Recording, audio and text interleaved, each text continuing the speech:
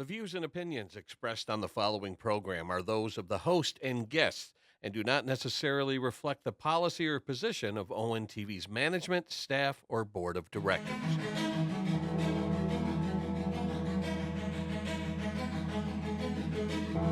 Detroit basketball.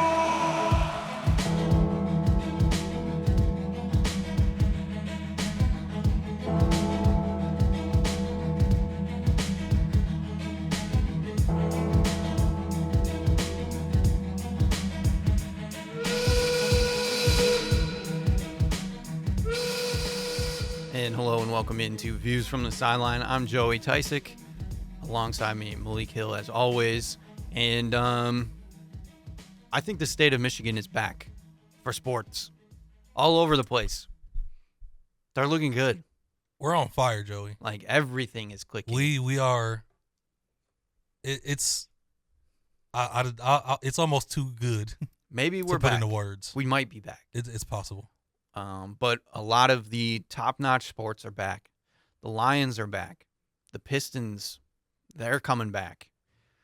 Michigan and Michigan State basketball, I think they're back. The Tigers, getting there. We'll see that this season, I think, will be big for the Tigers. And the Red Wings are hanging around right at the playoff line. So all around the state of Michigan, we have good sports once again, and I don't think we've seen that from like since the early 2000s probably. And then there was maybe a mid 2000s run where just the Pistons were bad, and that's when the Lions kind of. You mean 2010s? Yeah, you like, said mid 2000s. That's kind of what I meant, but Yeah. I get what. Yeah, like 2010s, where the Lions were kind of trending upward with Matthew Stafford and things like that. The Tigers were playing really good, spending lots of money. Pistons were probably the only bad team around that time. But now it's like all of the teams have a chance to be somewhere. And that really is hinging right now off of the Pistons. The Pistons have won 8 straight games. The first time they've done that since 2008. Yeah. Which is wild. And fun fact, I was at the last playoff series they won when they beat Orlando in 08. I don't know if it was game 1 or 2. I was at one of those games. Yeah. So, yeah. And now my argument, which a lot of people don't love, I guess, is that when they're at the 7-game win streak, they didn't beat anybody. They beat teams they were supposed to beat, and they got it done, which is good. Like, That's what a good team is supposed that to is do. a step towards the right Yeah. direction. A good team, like you said, yes. A good team wins the games they need to. Now, last night, they beat the defending champion Celtics by 20. They were missing Jaylen Brown, but I'm not going to make that as an excuse because when you beat a championship caliber team by 20, even without their second best player, that's a quality win. I like that win. Jason Tatum started off pretty hot. They were able to somewhat contain him as much as you can with a superstar player like that.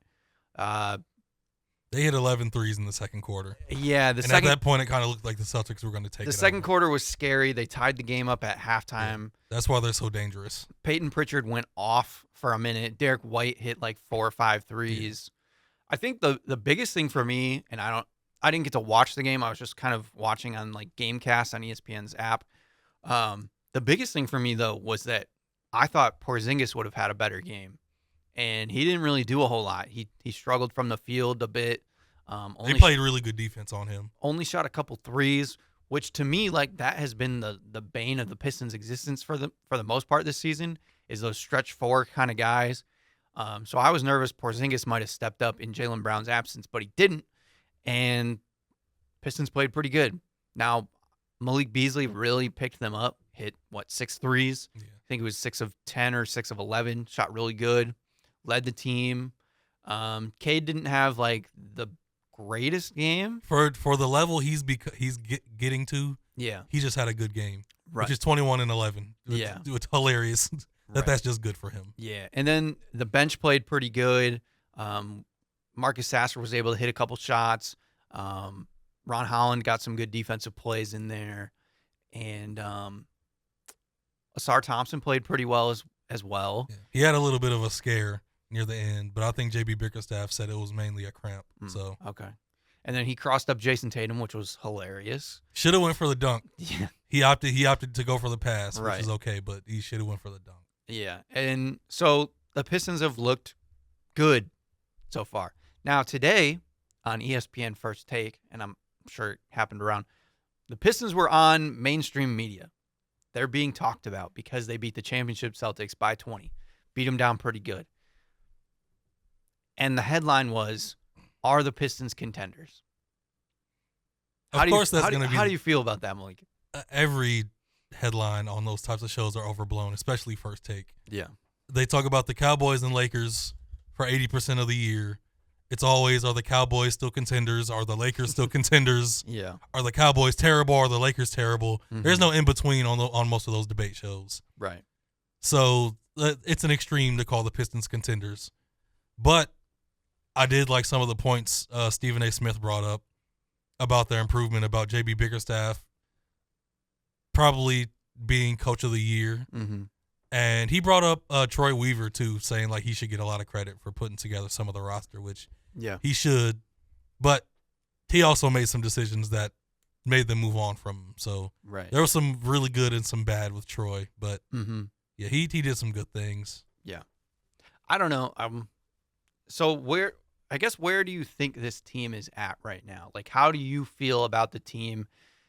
I know we kind of did it a couple weeks ago, but has that changed at all with this winning streak? Like, do you feel more confident that this team could win a playoff series? Do you still think they're just going to make the playoffs and compete? Like, where are you at with this team?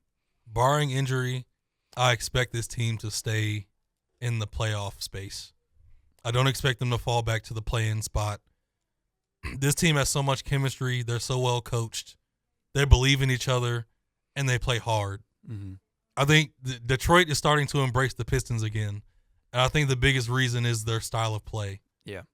Like, they still play the modern style of basketball that the NBA has become, but every role player they have plays defense, or at least they give effort. Yeah. Especially the young guys. They play their hearts out. They play hard from the beginning to end. And the fans love that. Mm-hmm. And you can see the effort every game. They want to win. They're willing to do whatever it takes to win. Yeah. And they're having fun, too. Like, all the social media posts after games are really good. Mm-hmm. The post-game interviews, it's feeling good. Yeah. Like, it feels good to be a Pistons fan for the first time in years. Yeah. Besides that, like, short burst of Blake Griffin. And I guess when they played the Cavs and got swept, but were competitive in that playoff series. But this is like tangible proof that there's improvement. Yeah. Those were like blips on the radar. Cade is becoming a superstar. Jalen Duren is improving. Everything is like working. Tobias Harris has played better than Paul George, which is hilarious. Malik Beasley was one of the best signings that nobody thought was going to happen. Like, everything has just come together. Mm-hmm. And this is with Jaden Ivey being out. Yeah. They're playing their best basketball with him on the bench not playing. Yeah. And they might be better off without him. I can't go there yet. I know. I can't. I don't know if I can either. Because they started getting on a roll when Jaden was playing. Right. And then he went down, and then they figured out a way to get it all together again. Yeah, it's hard to know for sure, but it obviously just feels that way. And my only, like, pushbacks are that, yes, the atmosphere is going to be good with the team when they're winning. So all the social media posts and stuff, I love it too. I like that they're all kind of coming together, especially being a younger team. But I just want to see how they do if they go on like a little bit of a losing streak. Like, are they able to bounce back? That kind of thing. I do like too, they're getting better defensively. I still don't think they're that good as a defensive team. I know people have kind of shown some of the stats during the win streak. They've been really good. Since the All-Star break, which was just 4-0, they've been like top 5 in defense. Right. Which is just a short sample. Yeah. So I just want them to keep improving on that aspect. And I mean, right now they're within the reach of the 4 seed. Like, that is a possibility. I don't know if To be honest, I don't know if moving up the standings is really going to matter. Obviously, the 4 seed will matter for home court, Yeah. but like realistically, the teams you're going to play are basically going to be the same. And again, I feel like the hardest part is we don't match up well against those teams. And I think that's my one, I don't know if it's a disappointment or just that I don't feel confident that we're ready just yet. Now, I do think the Pistons have the Knicks number so far this season. Yeah, and it seems that way. And the Knicks, every time they play a really good team, they get slaughtered. Yeah. I think so. They're not ready yet either. Yeah. I think they would have good confidence going into the Knicks. So there is that chance that they could pull that off.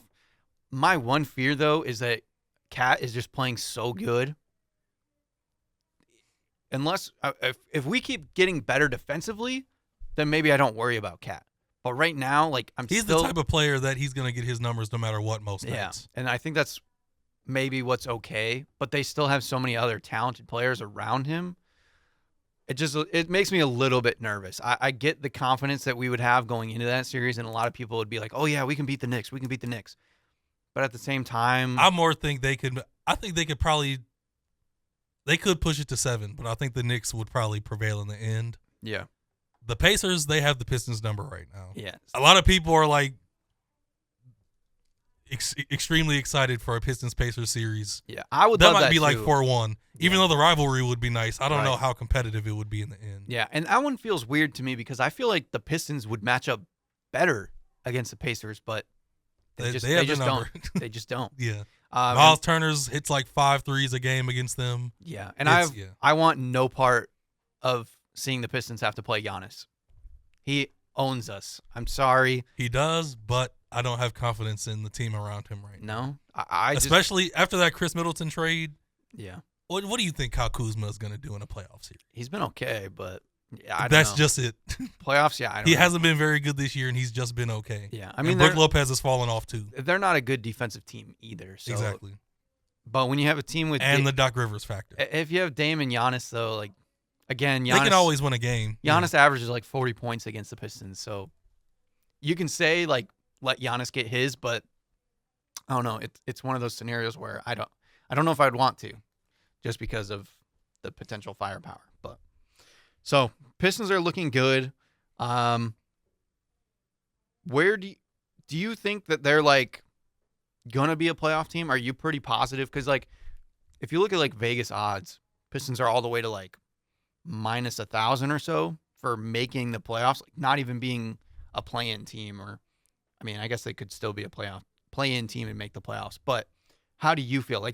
Would you be nervous if the Pistons were in a play-in game, or would you have confidence against a play-in team? I'd have confidence if they were in a play-in game, but I would be disappointed. Yeah. Because if you look at the rest of their roster, the rest of their schedule, it is very manageable. Yeah. They beat the Celtics. They got the Nuggets tomorrow night, which is also winnable. Mm-hmm. And then you look at March, it's Nets, Jazz, Clippers, Warriors, Trailblazers, Wizards. Yeah. The one really good team that plays the Thunder. Mm-hmm. And they play the Pelicans. Yeah. They play one really good team in March. I'm really interested in Friday's Nuggets game. Yeah. Now April they finish. It's a tough finish in April. Mm-hmm. The Bucks back to back, that'll be pretty big near the end of the season.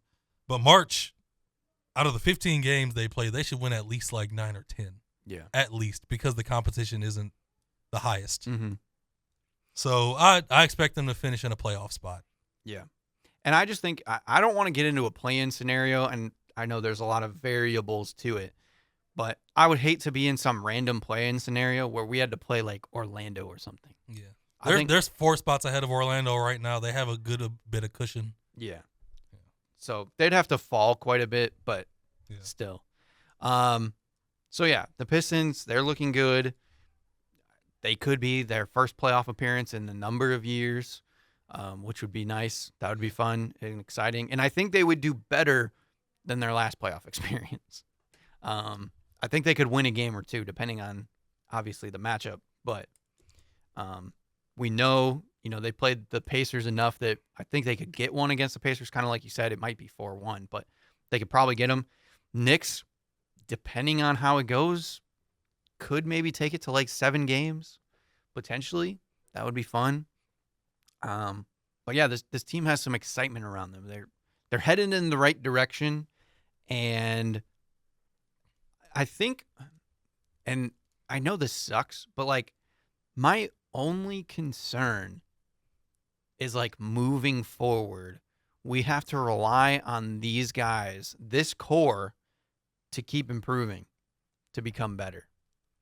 Because now we're going to get back in the playoffs, and we're not going to have those top draft pick options. And I know everybody, I'm right there with you. We've been screwed in the draft. We haven't gotten a lot of hits on our draft picks to begin with. So do draft picks really matter? I don't know. We're still Detroit. Even if we get improved and people like Cade and people like the vibe of the team, doesn't mean free agents are going to come here. We still have cap space, but we're always going to be that B tier kind of key free agent options. At that point, it's up to Trajan Langdon to just keep playing things smart. Right. And starting with the Malik Beasley and Tobias Harris moves shows he knows what he's doing. Yeah. And so to me, that's the only concern for the future is like this can't be the peak of where these guys are at, because otherwise we get stuck in like the Andre Drummond years of where we're just okay and we're kind of floating. And I don't want to float again. This is a lot more hopeful than the Drummond era. I think so too. We're on that trajectory. I'm just, again, I understand being cautious. I understand it. I'm being cautious with my emotions, Malik. So am I. Listen, I'm enjoying the ride. This almost feels like a dream, but I'm staying realistic. Yeah. Chris may call me a hater, but Chris is the Pistons slappy. So well, and unfortunately, Chris was around the last time they won 8 games in 2008, but that is when he started to watch the Pistons. The most unfortunate. Which is like the exact terrible time to start becoming a Pistons fan. So I feel for him. I understand. But unfortunately, like in my prime of my childhood and into my beginning teenage years was right when the Pistons were incredible.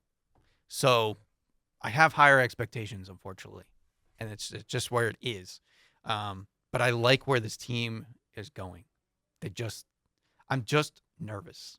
That's all it is. It's understandable. So, and I also think I've seen a lot of discourse online between Pistons and Cavs fans.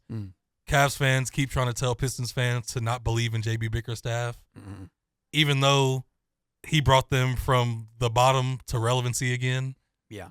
He got them back on track. Actually, there were some Cavs fans saying that, and there were other ones saying, like, he is like he will revive your franchise if you need it. But he's not the guy that's going to, like, take you from good to great. Potentially. He's a bad to good coach. Maybe he was their Rick Carlisle.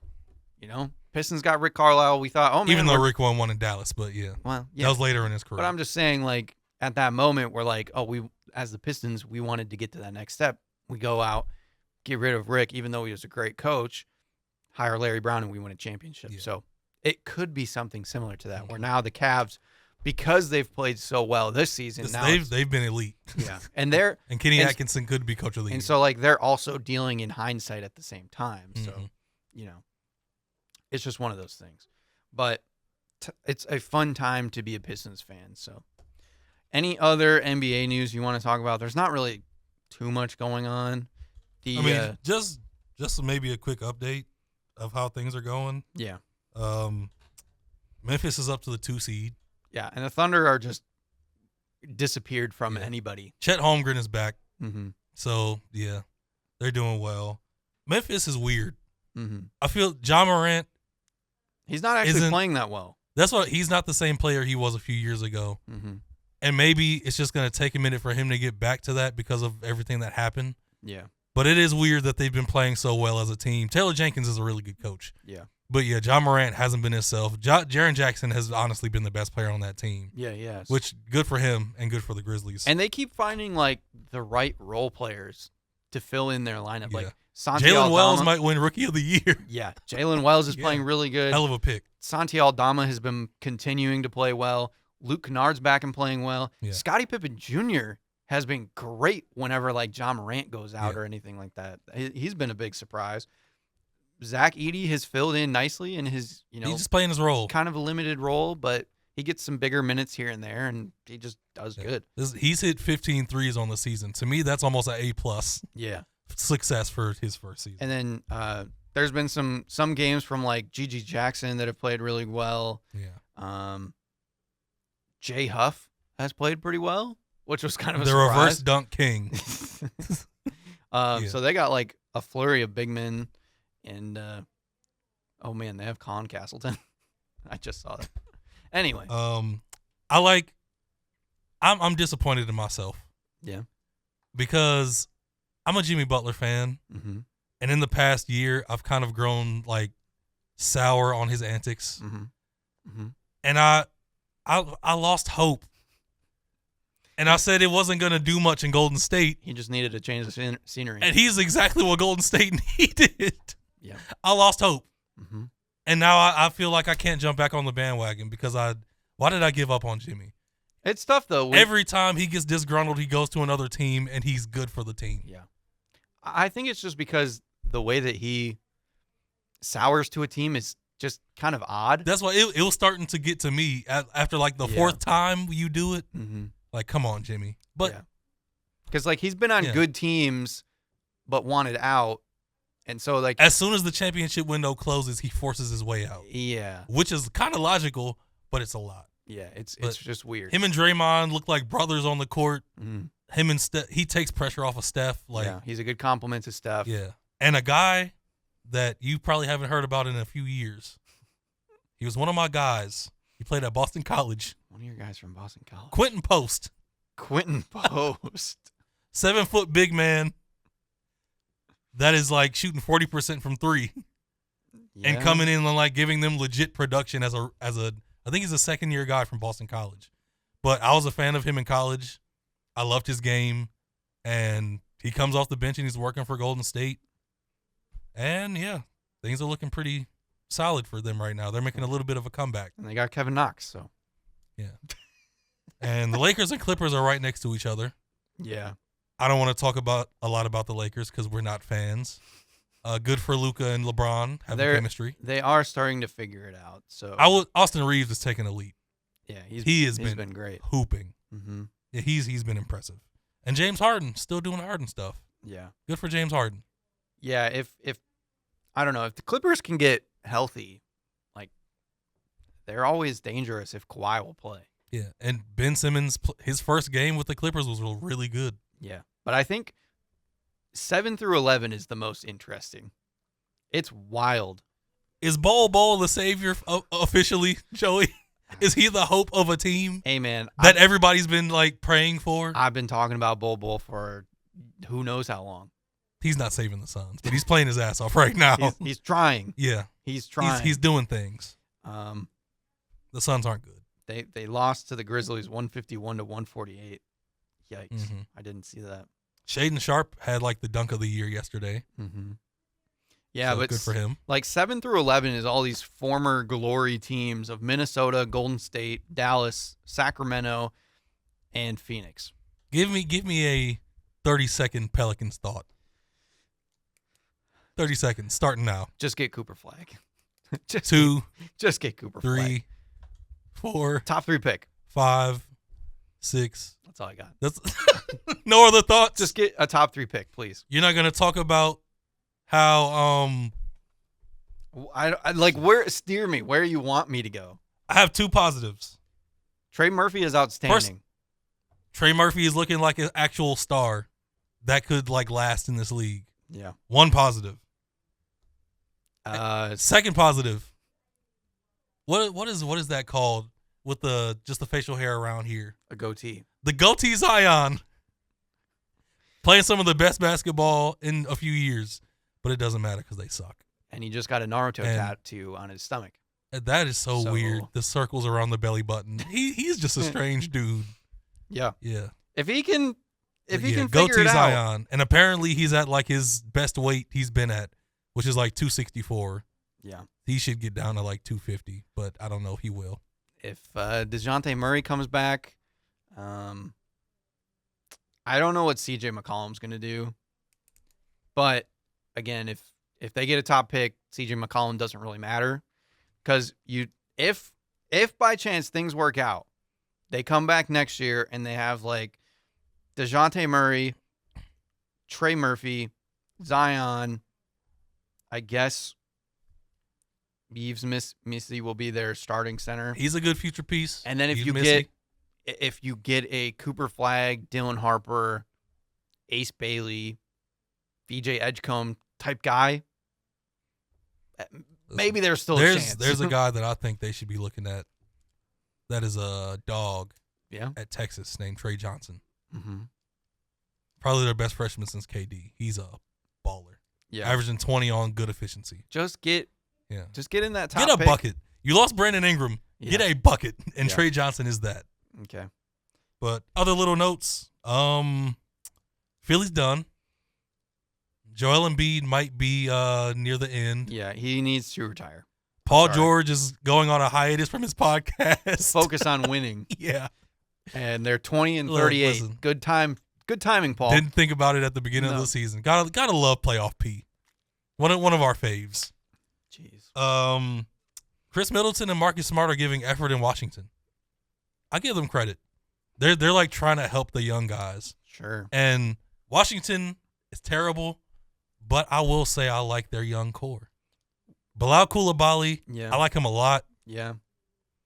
Keyshawn George, Bub Carrington. Bub Carrington, like they have some pieces, but they're the Wizards. Corey So- Kispert even has shown some signs. Yeah, like they have guys, Yeah. but it probably won't ever amount to anything.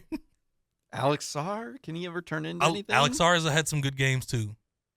Listen, move them to Virginia and start over. They got to move away from the Wizards because it's just never going to work. Yeah. And the Hornets are a dumpster fire.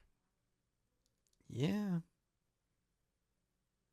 And the Raptors have a good starting five. The other thing we didn't but talk they about, suck.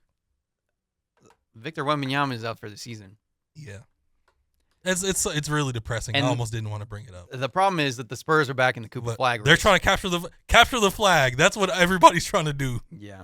It's the biggest game of capture the flag in sports history. Luckily, they're behind like all of the Eastern Conference teams, but they could fall further because Brooklyn is actually playing okay right now. Chicago's still fighting for a playoff spot. Maybe Toronto could get in there. So all of a sudden, San Antonio could be like bottom 6 or something, and we all know their luck. So, yeah. Crazy. The NBA is interesting. One last note. Very random. I feel bad for RJ Barrett. He's having this and last He year. gets to be in Canada. What are we talking about? He is having his best years as a pro. Like efficient scoring, overall play, and they are Bad? bad. And they have good young players, but it's just not working. Yeah. I'm not sure what they need. I don't either. And I also think Scotty Barnes is overrated. But we'll move on from that. Well, they got. A little bit overrated. Wait, has Brandon Ingram not been playing though? Is that? I don't think so. He hasn't played yet. Oh, Yeah. okay. It's quickly, So that's part of it then. Dick, RJ Barrett, Jakob Pertl, and I don't know who their other starter is. I'm not sure. Doesn't matter. It doesn't really matter right now because Brandon Ingram is going to be in that spot. Scotty Barnes. Did you say Scotty Barnes? Did I say Scotty Barnes? I don't know if you. I don't think you said Scotty Barnes. He's a good young player, but I don't think he's like a future superstar. People overblow Scotty Barnes, in my opinion. Yeah, I think he's a star. I don't know if he's gonna get to that next level. Yeah. Okay. So that's the NBA, and now we got to get into some March Madness because March is right around the corner. We're getting closer to the end of the season, which is wild. Right around the And corner. in a couple of weeks, we are going The smaller conference tournaments are starting next week, Yes. and the big ones start in 2 weeks. Yeah. And so we're going to start talking about college basketball like all the time. We are going to do our big episode in a couple weeks. It'll be on the 18th, I think we decided. I can't remember if you said 17th Because or 18th. I think the first in are on the 19th, which is a Wednesday, but we're doing it on a Tuesday, so that my brother can join. I haven't heard back from Sammy still yet, so hoping to hear from him to make sure that he can be in there. Get the band back together. And yeah, so that should be fun. But college basketball, Michigan State continuing to be two of the top teams in the Big Ten. I was there, Joey. You were. I was in the building in Chrysler for the big game. Michigan State. And Dusty isn't ready yet. For at least for that rivalry. Yeah. I think Dusty just isn't ready. And potentially, he had a good game, but maybe Vlad Golden, his mind was on other He had a things. good first half. That second half was not fun to watch. Because he started getting nervous. As a Michigan fan. It wasn't great. Because he was thinking about after the game. So. Something. Michigan State beat Michigan pretty handily, 75-62, scoring 41 in the second half. It was close for most of the game, but then they just separated in there. Yeah, Michigan State got out to like an early lead, and then Michigan kind of came back. Or was it the opposite way around? Michigan got off to a hot start. Michigan State caught back up. I think it was Michigan State got off to an early lead. Yeah, I think that's how it happened. And then Michigan came back. And then Danny Wolf got on a run. Started making some plays. That's when he did shots. the behind-the-back pass and all that. And then it was like 37-32 or 37-34 going into the half. Yeah, and then Michigan came out kind of good in the start of the second half again. And MSU went on a 28-14 run. Yeah, they all of a sudden couldn't miss. Trey Holloman hit 3 straight threes is what really started it. Yeah, Malik's guy, Trey Holloman. He's become just like the microwave scorer. Yeah. When he gets going, it's like nobody can stop him. Mm-hmm.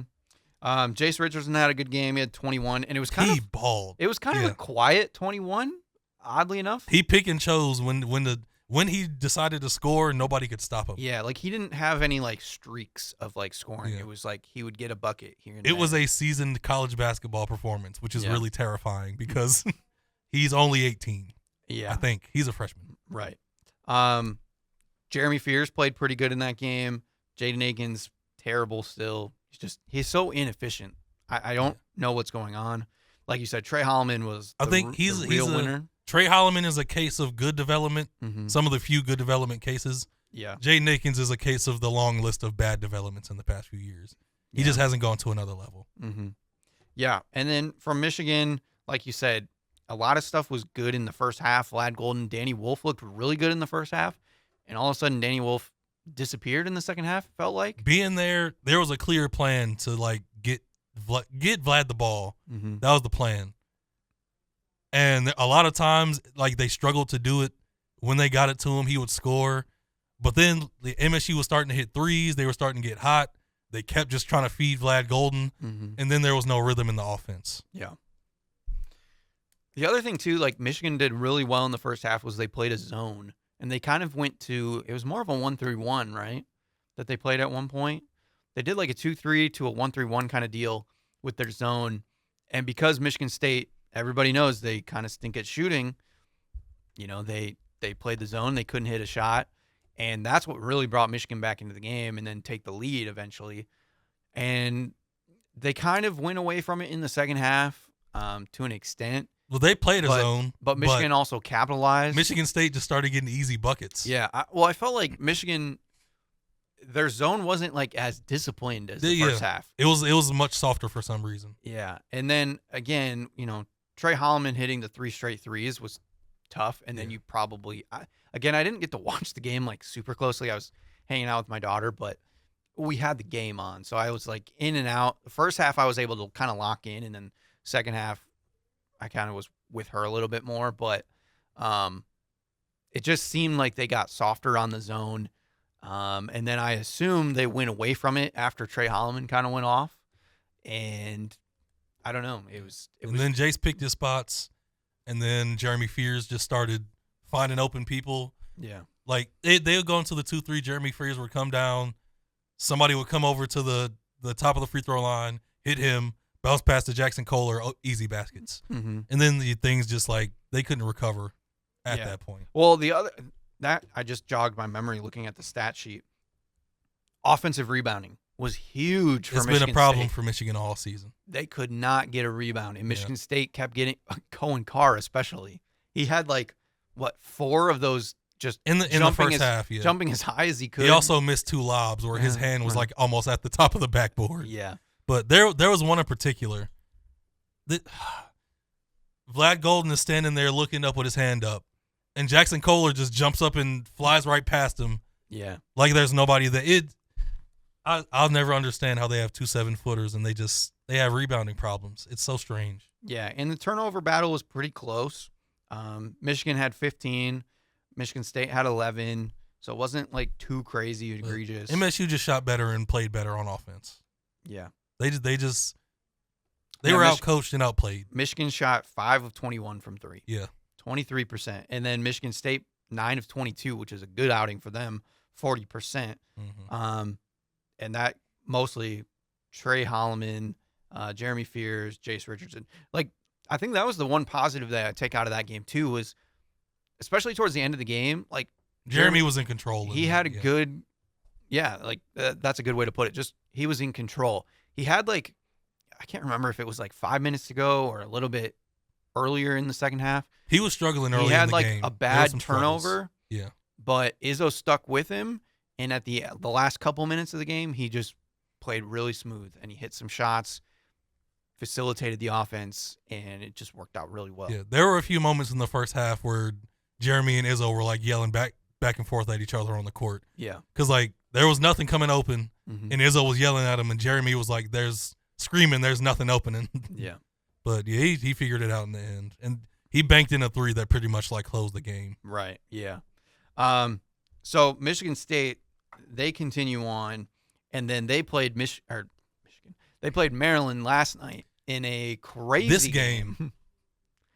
Now I didn't get to watch. Neither team played that great for most of it. I didn't get to watch because I was working, but you got to watch the game. So I only watched so much of it. I know from an outside perspective. Going into the second half, the score was 23-21. Yeah. The offense wasn't great on either side most of the game. Yeah. Michigan State took a lead. Maryland fought back. 47-47 in the last second. Maryland misses a shot. MSU gets a rebound. And before this show, I told you, in a censored version, it seems like MSU has a horseshoe up there. You know what right now?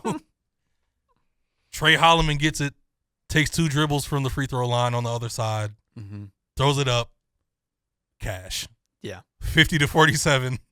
MSU wins on the road at Maryland on a half-court shot. Yeah. Yeah. March Madness has begun. And Michigan State shot 33% in this game. Yeah. And 26 from 3. But luckily, Maryland shot 31% and 20% from 3. Yeah. They were able to somewhat contain Derek Queen, which is pretty big. Yeah. Maryland did get to the free throw line a ton. Jeez. They shot 21 of 26 from the free throw line, so that's what kept them in the game. State only got to the foul line 12 times. So foul is definitely a problem, and I feel like I've seen that with State, that they've just been a little bit ticky-tack with their fouls. So, again, I didn't get to watch closely. Jace Richardson, once again, led the team, but wasn't as efficient as he normally is. But he did get some good rebounding at 8 rebounds to lead the team, tied with Jackson Kohler. So that's pretty good. And, yeah, I mean, Maryland's been a streaky team lately. They've been playing really well. So that was another good win for MSU. They're all the way up to the 8th seed ranking. Yeah. In the top 25. They're at the 8 spot. Yeah, So they're both still top 2 in the Big Ten. Yeah, and so the other thing that leads me to, and I'll just talk about Michigan State, and then we'll get into Michigan, what they did the other night, and can talk about their outlook as well. The nice thing for Michigan State, the last, feels like forever in the tournament, their greatest downfall is being like that 7-8 seed in the tournament and just getting upset, or when you're a 7 or 8 seed, the next round you're playing, like the 2 or 3 seed in your bracket. So they've had some tough luck being mediocre.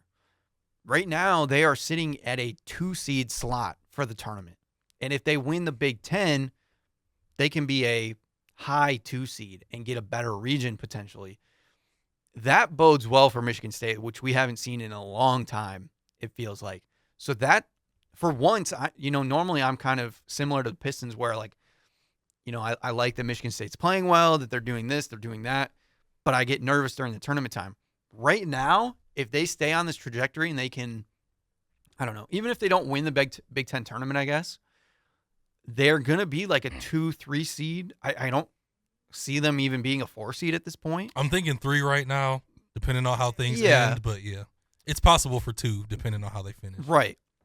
But even being a 3 seed in the tournament is so much beyond what they've been in the last few years. I think the highest they've been in recent memory is like a 5 seed, I think. Their best finishes were the Denzel Valentine 15 team where they lost to Middle Tennessee. They were a 2 seed. Yeah.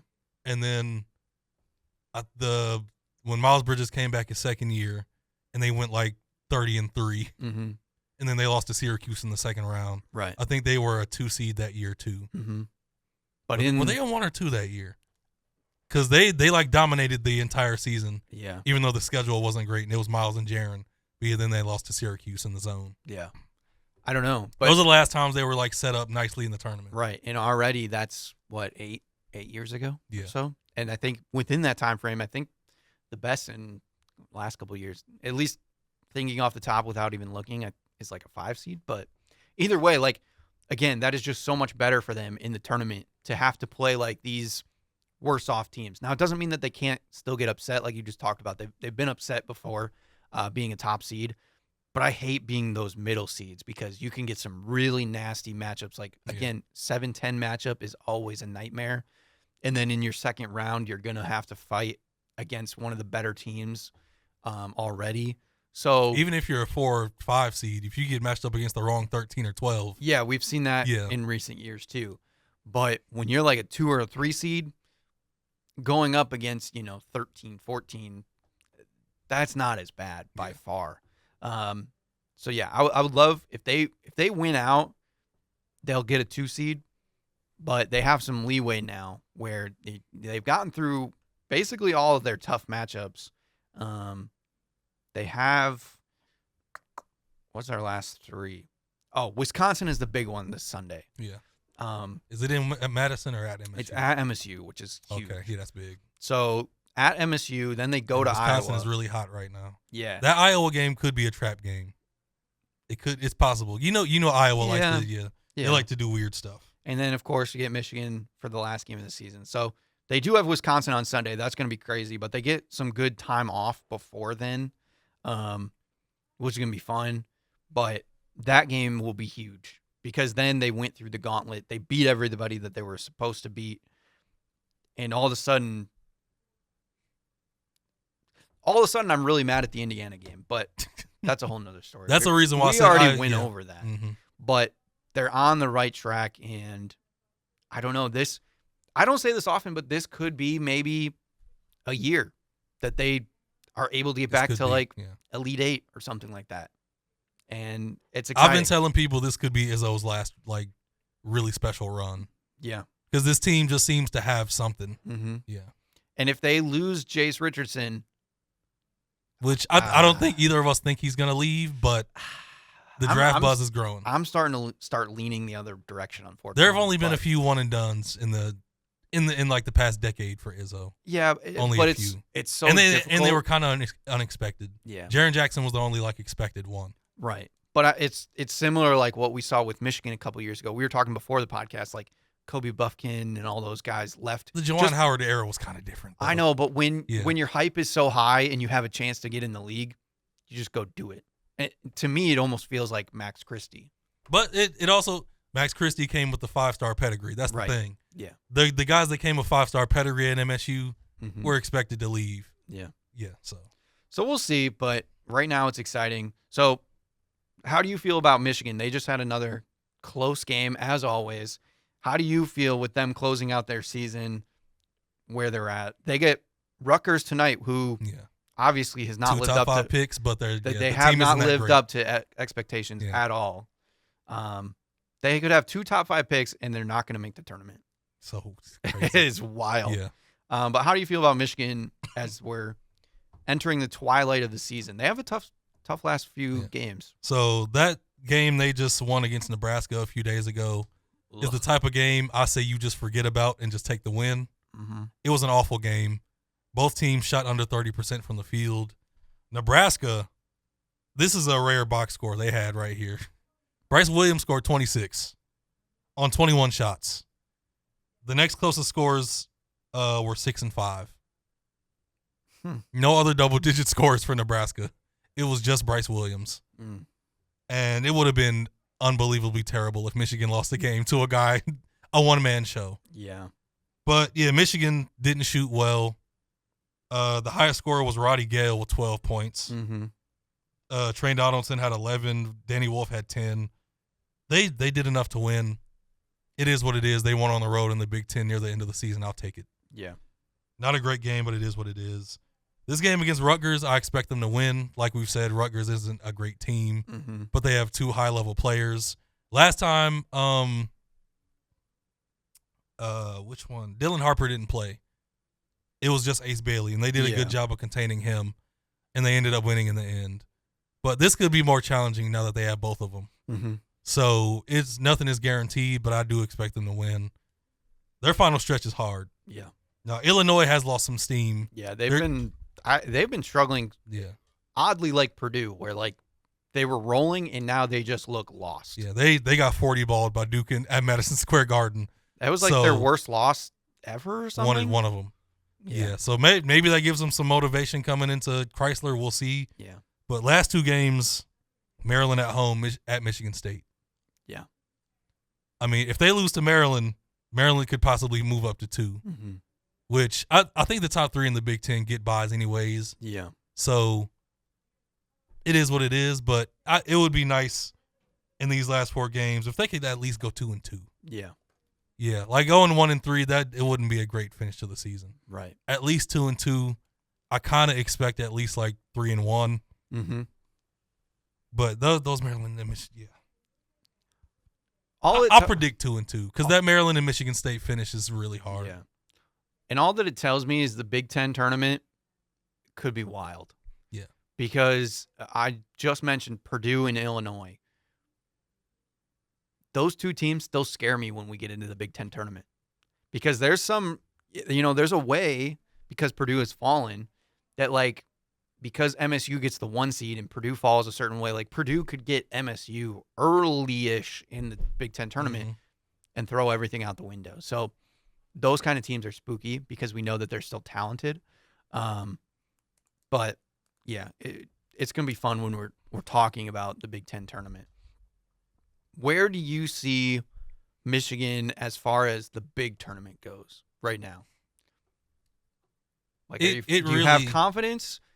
I have some confidence, but it's what I've said. Like they've had a really good bounce back season. Dusty May should be in contention for Coach of the Year. What he's done putting together this brand new team with just like 2 or 3 returners has been extremely impressive. But their flaws are still glaring. Yeah. Like Trey Donaldson can explode for 20 points, but he could also score like 7, 6 or 7. Roddy Gale is a big 0 most nights. Danny Wolf and Vlad is a mismatch for most teams. But the rebounding issue. Like they can score a lot and they can be an issue, but they give up offensive rebounds. Yeah. Like it's going to be a matchup to matchup thing where I won't know how they're going to play from game to game, just depending on the matchups. Yeah. Now, so then the only thing that I guess I would ask, if Michigan is a first-round exit in the Big Dance, would that be okay with you, or would that be a failed season? I don't think it'd be a fail. It'd be a big disappointment. Okay. Because it's Dusty May's first season, I don't think it'd be a major fail. Like, John Beeline once lost. I think it was Trey Burke's freshman year. They got upset by Ohio. I think they were a 4 seed and Ohio was a 13, and they got beat in the first round. Like, it happens before. It's happened to John Calla. All the greats have been upset for the most part. So I would be disappointed. I wouldn't say it's a big failure because I don't think anybody expected them to be this good in Dusty May's first year. Right. So it's a major success, and they extended him for a longer contract for that reason. Yeah. So I would be disappointed. I'd be sad. But like I said, it's it's a toss up. Yeah. They've won all these games, and most of them have been close. Mm-hmm. I think of their last like 9 or 10 wins, at least 7 or 8 of them have been like 5 or less points. Mm-hmm. They just keep figuring out ways to win. Yeah. So it'll be nerve wracking like most of this season has been.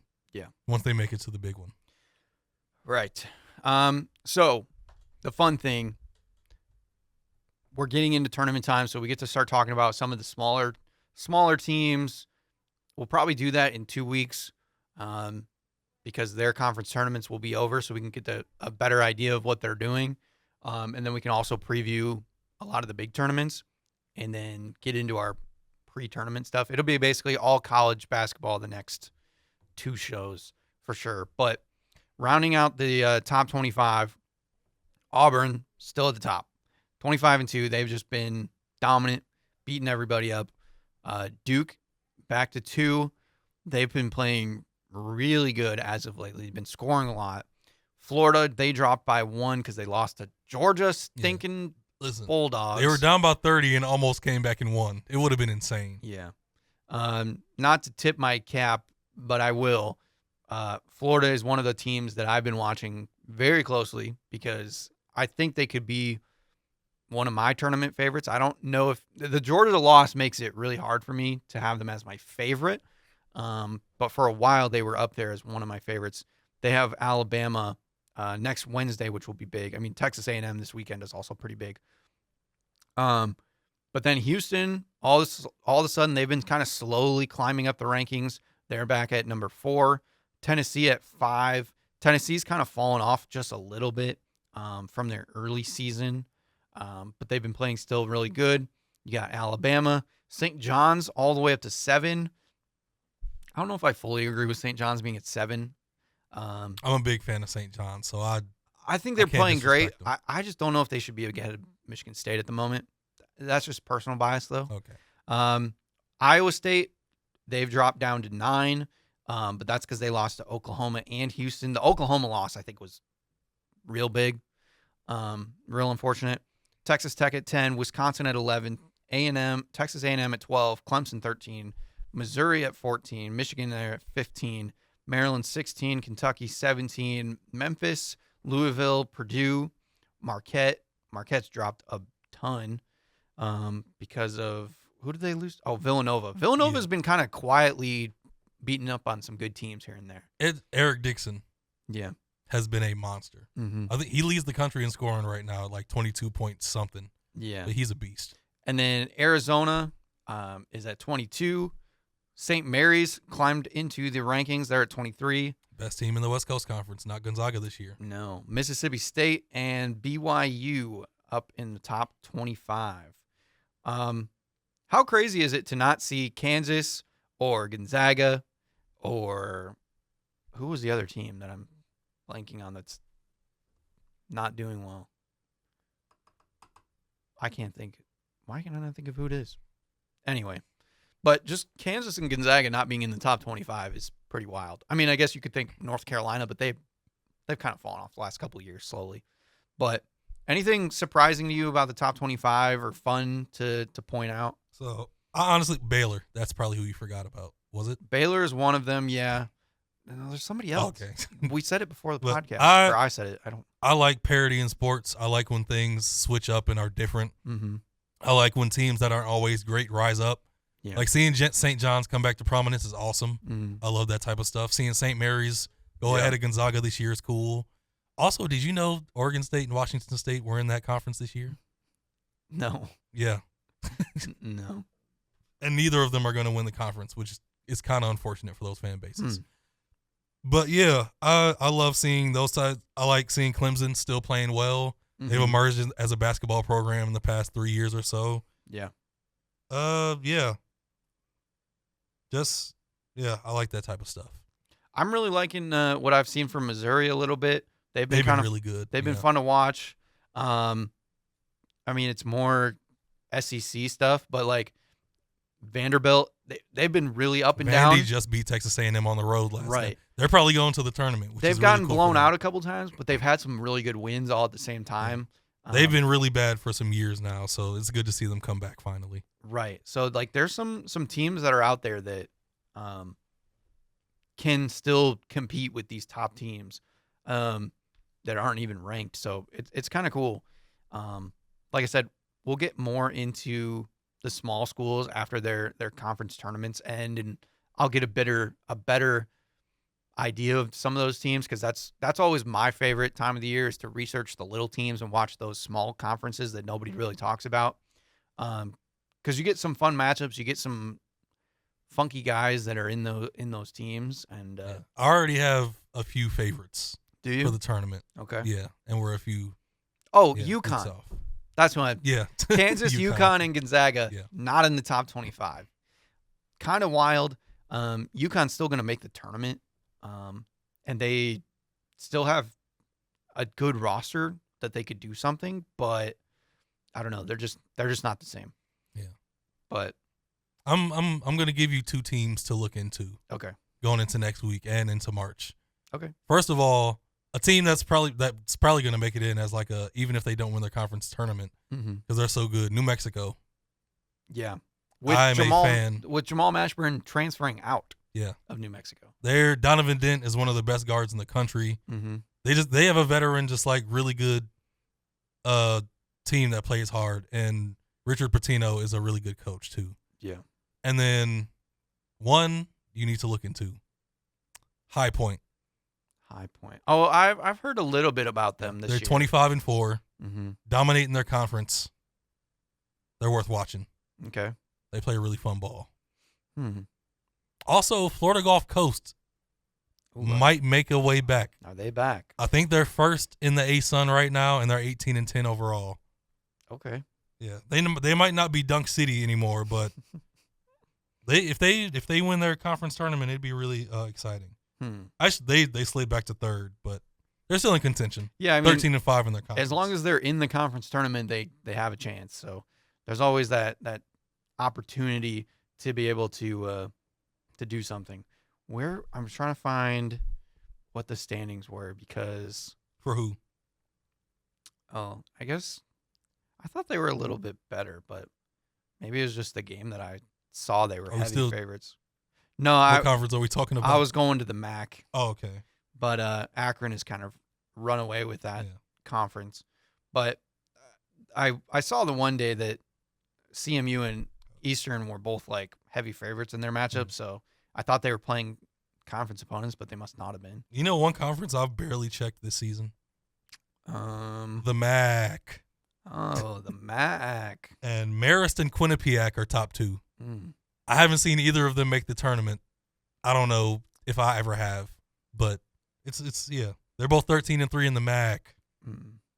Well, who came? and Merrimack is third. Oh, because Iona was pretty good for a while. Yeah. So yeah, I mean, I got a lot of digging to do on some of these smaller schools, but again, that's where it's exciting. And unfortunately, because they're the smaller conference teams, they might be the best in the conference, but they could lose in their conference tournament. And just we see that happen all the time, especially in the last couple of years, I feel like. So 2 weeks from now, we'll be back doing those conference roundups. Although we'll have to talk off air because the scheduling gets a little bit weird with the tournament. So we'll figure that out. But 2 weeks from now, we'll for sure do the wrap up of the small tournaments, get some ideas about some small teams to watch out for, and then we'll do our preview of like all the big tournaments, which is great. And then I'm locked in to college basketball, and then we have our March Madness. Just because I'm a basketball sicko and I'm just so locked in, I'm gonna give one more little tidbit before we go. Okay. Vermont might not win the America East this year, Joey. Dang it. They're in second place because because Bryant is number one. Oh, Bryant back in action. Rafael Pinzone, Bryant transferred from always St. John's, averaging 18 a game. Bryant always has got that one guy. Who did they have a couple years ago? And they also have Earl Timberlake, who transferred there a few years ago. It might have been him. Yeah. They're at the top right now, one game ahead of Vermont. Vermont is usually a shoe-in. Unfortunately, no Catamounts, perhaps. If Bryant, Vermont, that might be a big-time watch for a conference championship. Dogs and cats. Amen. This is what we're here for, Joey. This is what we're alive for. Mascot battles. Yes. All right. So we'll see you guys next time. Have a good one.